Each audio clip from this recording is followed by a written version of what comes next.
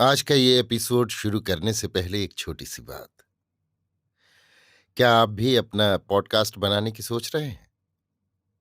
तो anchor try कीजिए। ये पॉडकास्ट बनाने का सबसे आसान तरीका है। नंबर एक, ये फ्री है।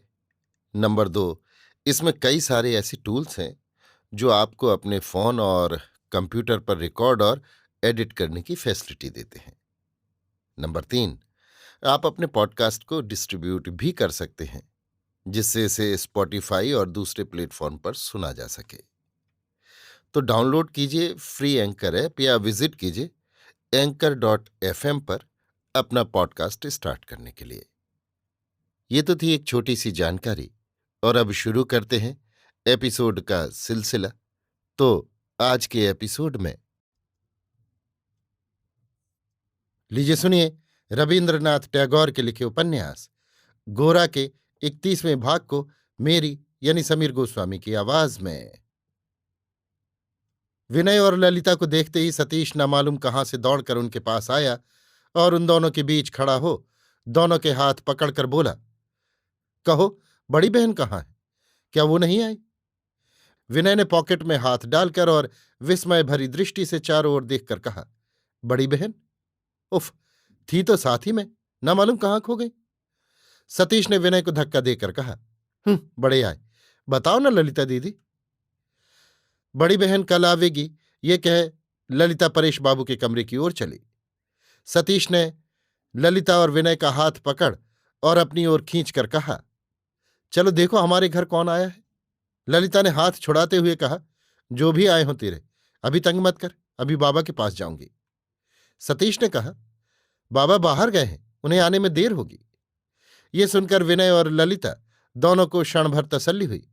फिर ललिता ने पूछा, कौन आया है? सतीश ने कहा, नहीं बताता। अच्छा विनय बाबू, आप बताइए तो कौन आया है? आप कभी नहीं बता सकेंगे, कभी नहीं, कभी नहीं। विनय बिल्कुल असंभव और असंगत नाम लेने लगा। कभी नवाब सिराजुद्दौला, कभी राजा नवकृष्ण, यहां तक कि एक बार उसने नंद कुमार का भी नाम ले लिया। ऐसे अतिथियों का आना एक बारगी असंभव है, इसका अकाट्य प्रमाण देते हुए सतीश चिल्ला चिल्ला कर उनका खंडन करने लगा। हार मानते हुए विनय ने नम्र स्वर से कहा, हाँ ये तो है, सिराजुद्दौला को इस घर में आने में कई एक बड़ी मुश्किलें पेश आएंगी। ये बात तो मैंने अभी तक सोची ही नहीं थी।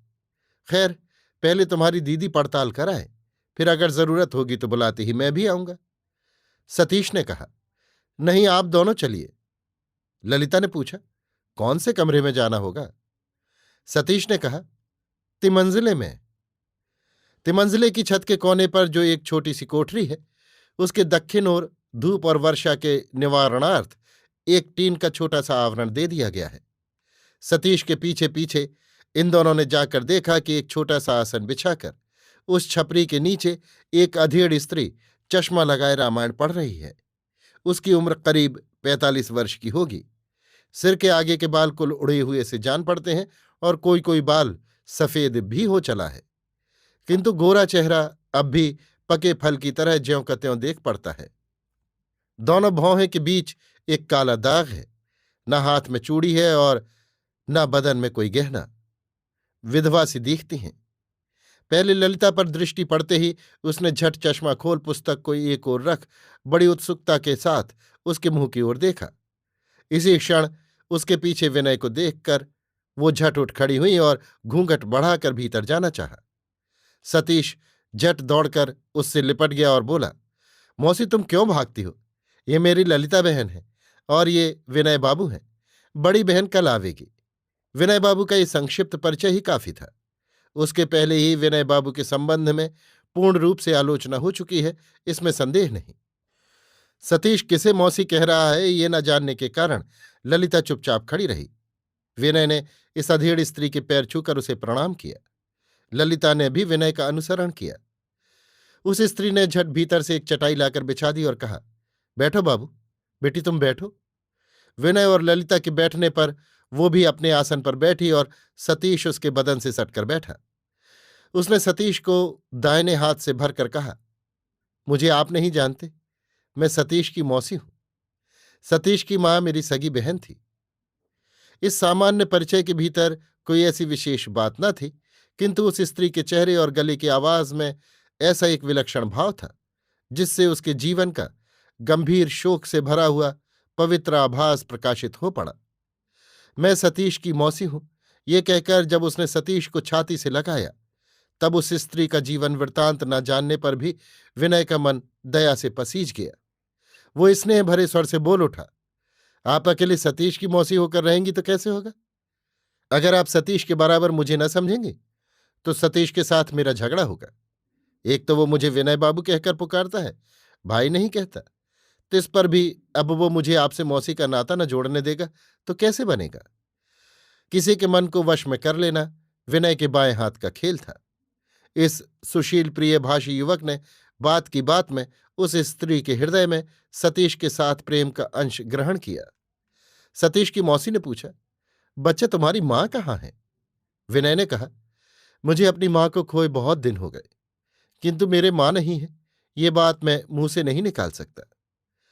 ये कहकर आनंदमयी की बात स्मरण करते ही उसकी आंखें आंसुओं से भर गईं।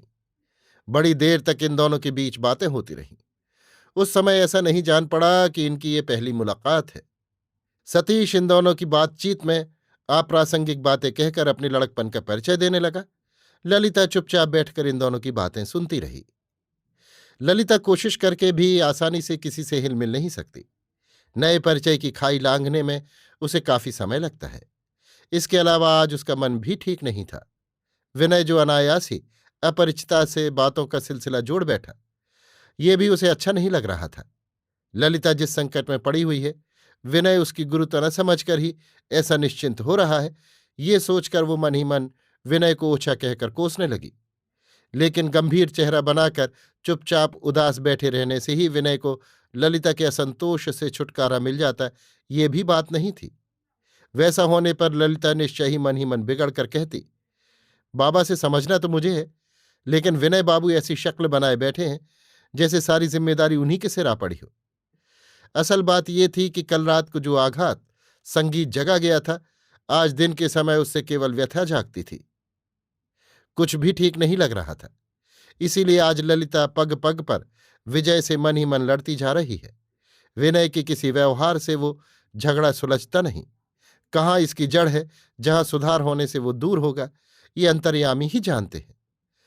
हाय रे, हृदय तक ही जिनका संसार सीमित है, उस नारी जाति के व्यवहार को युक्ति विरुद्ध कहकर दोष देने से क्या लाभ? आरंभ से ही ठीक स्थान पर उसकी प्रतिष्ठा हो जाए, तब तो हृदय ऐसी सहज सुंदर गति से चलता है कि युक्ति तर्क को हार मानकर उसके सामने सिर झुकाना पड़ता है।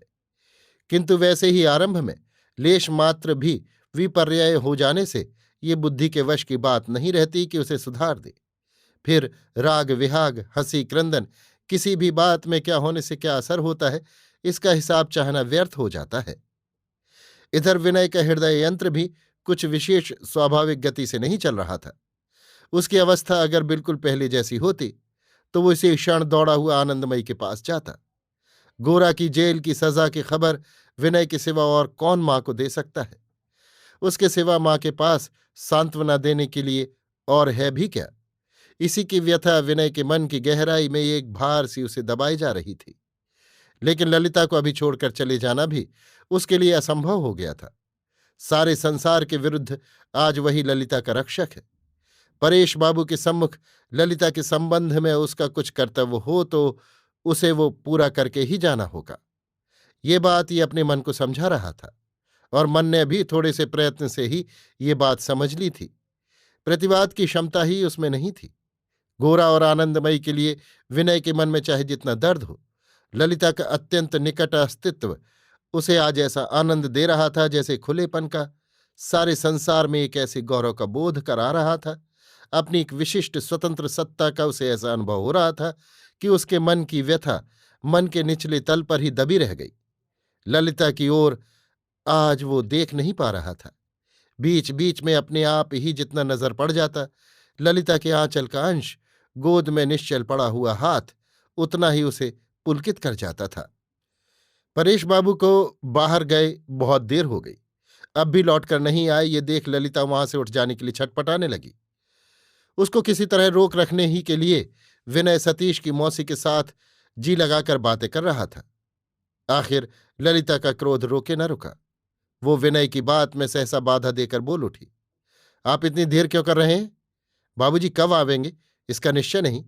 क्या आप गोरा की मां के पास एक बार न जाएंगे? विनय चौंक उठा। ललिता का क्रुद्ध स्वर विनय के लिए अपरिचित न था। वो ललिता के मुंह की ओर देखकर तुरंत उठ खड़ा हुआ। वो किसके लिए विलंब कर रहा था? उसी के लिए। यहां उसका कोई विशेष प्रयोजन नहीं था। वो तो दरवाजे पर से ही विदा हो रहा था। ललिता ही तो उसे अनुरोध करके अपने पास लाई थी। आखिर उसी के मुंह से ऐसा प्रश्न। विनय इस प्रकार एकाएक आसन छोड़ उठ खड़ा हुआ कि ललिता अचंभे के साथ उसकी ओर देखने लगी।